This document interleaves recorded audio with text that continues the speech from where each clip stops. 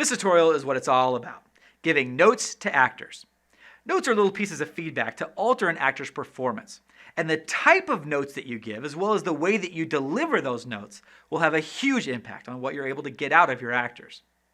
When directors first start out, they tend to give what is called result-oriented direction.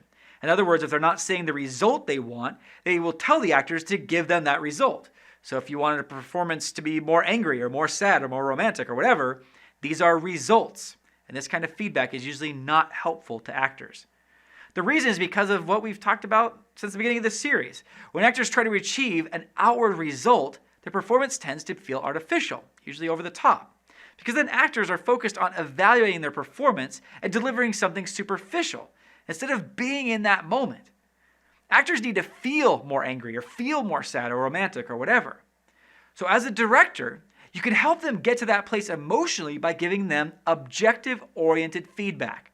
So if for Mark Holland's line, "What do you see?" let's say I wanted more anger for the next line. Instead of saying, "be more angry," which is a result, I might say, use these words to shame Tayani. The assurance? What do you see?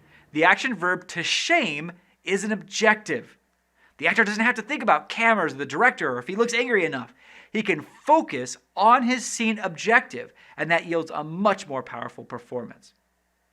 Another rule of thumb that I follow when giving notes to actors is to give notes privately, away from the crew and even from other cast members.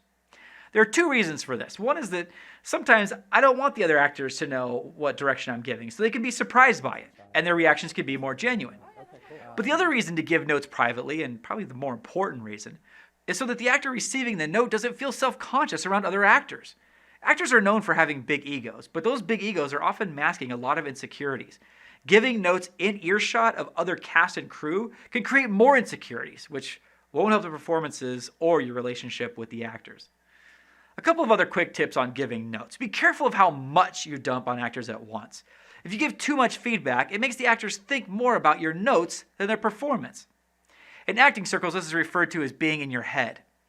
I was guilty of giving too many notes at once on the assurance. Natty had a few notes for you, and like look at her kind of like, and you can look at her kind of like you don't have to say, just like while you're drawing, looking at your paper. So you really want to go. And then when she says recite the poem, and then when you finish the poem, you know what I mean? You can react and recite. And also too, when you say are you ready, make sure you're still drawing. Like you kind of don't even want to look just kind of like scared. Just like you can respond to what she's saying. And then like when you look at her and she does, you really want to go. Think about how you really want to get. Okay. Along those same lines, only give playable direction to actors. I've seen other directors going on and on between takes about the character's history and backstory and all these other details. Actors usually glaze over and then just respond like, okay, so what do you want me to do differently? So keep notes short, simple, and something that the actor can actually use to change their performance. Now, what if your actors do a good job? Obviously, you want to praise what they're doing well. I don't think there's any actor that doesn't want to be appreciated.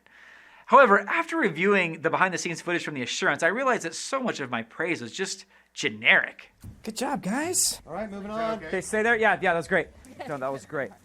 Okay, good job. I honestly don't think this is all that helpful. Probably better than no praise, but not great. I think it starts to feel insincere after a while and weakens my voice as director. Since then, I've resolved to give more specific notes, whether they're critical or positive. And not to sound like a broken record, but this is another reason why I like rehearsing before production. The actors adapt to hearing notes from me, and I learn about the acting styles of the cast and how they like to be directed.